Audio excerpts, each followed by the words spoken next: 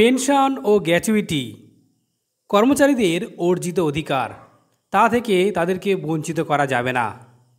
Pension ও gratuity নিয়ে Kolkata high court গুরুত্বপূর্ণ একটি রায় দান করেছে। সেই রায়ে কি বলা হয়েছে চলুন বন্ধুরা দেখে নেওয়া যাক। পেনশন ও গ্র্যাচুইটি নিয়ে হাইকোর্টের মাননীয় বিচারপতি জানান যে কোনো কর্মী যখন তার চাকরি জীবনে সব দায়িত্ব পালন করে অবসর নেন, তখন পেনশন ও গ্র্যাচুইটি তার বিধিবদ্ধ প্রাপ্য। মামলাকারী ছিলেন চন্দননগরের বঙ্গ বিদ্যালয়ে অস্থায়ী প্রধান শিক্ষক কুণাল চন্দ্র সেন।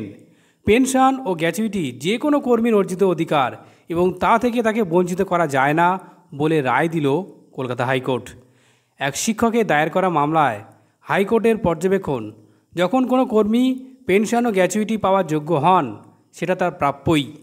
বিচারপতি অনিরুদ্ধ রায়ের বক্তব্য, কোনো কর্মী যখন তার চাকরি জীবনে সব দায়িত্ব ঠিকঠাক পালন করেন এবং তারপর অবসর নেন, তখন পেনশন ও গ্র্যাচুইটি তার বিধিবদ্ধ প্রাপ্য। মামলাকারী কুণাল চন্দ্র সেন 2004 সালে চন্দননগর বঙ্গ বিদ্যালয়ে অস্থায়ী প্রধান শিক্ষক হিসাবে যোগ দিয়ে পরের বছর স্থায়ী হন। অতিরিক্ত স্কুল পরিদর্শক তার স্থায়ী প্রধান শিক্ষকের চাকরি নিশ্চিত করেন। 2015 সালের 31শে জুলাই তিনি অবসর নেন। ওই বছরই ওই প্রধান শিক্ষকের পেনশন, গ্র্যাচুইটি সহ যাবতীয় প্রাপ্যের নথি হেড অফিসে পাঠানো হয়। কিন্তু অবসরের আগেই স্থানীয় এক বিধায়ক স্কুল শিক্ষা সচিবকে চিঠি দিয়ে ওই প্রধান শিক্ষকের বিরুদ্ধে সরকারি অর্থ নয়ছয়ের অভিযোগ করেন।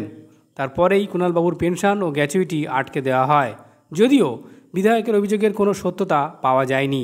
অবসরপ্রাপ্ত ওই প্রধান শিক্ষক মামলা করলে প্রভিশনাল পেনশন চালু করা হয়। একই সঙ্গে আদালত সিবিআইকে দিয়ে অভিযোগ অনুসন্ধানের নির্দেশ দেয়। এরই মধ্যে হাইকোর্ট একাধিক নির্দেশ দেয়। গত ফেব্রুয়ারিতে হাইকোর্ট ট্রেজারিকে নির্দেশ দেয় রেজিস্ট্রার জেনারেলের কাছে 28,67,000 টাকা জমা রাখতে হবে। তারপর আদালত সিবিআইয়ের রিপোর্ট চায়।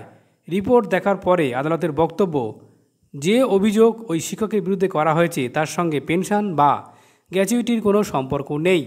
কোনো কর্মীর চাকরি থেকে অবসরের পরে তার পেনশন, গ্র্যাচুইটি সহ কোনো প্রাপ্য এই অভিযোগের ভিত্তিতে আটকে রাখা যায় না।